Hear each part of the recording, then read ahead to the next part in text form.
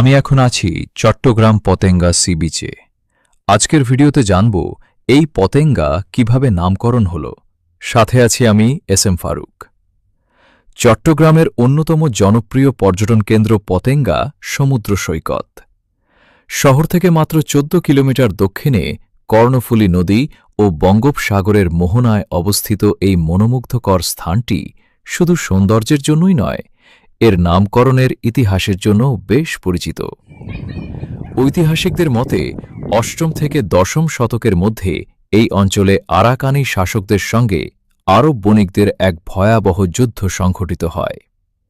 সেই যুদ্ধে বিজয় লাভের পর আরব বণিকরা এলাকার নাম রাখেন ফতেহগাঁ। আরবি ফতেহ অর্থ বিজয় এবং গাঁ অর্থ গ্রাম। সময়ের পরিক্রমায় স্থানীয় উচ্চারণ ও ভাষাগত পরিবর্তনের মাধ্যমে ফতেহগাঁ নামটি রূপান্তরিত হয়ে আজকের পতেঙ্গা নামে পরিচিতি লাভ করে।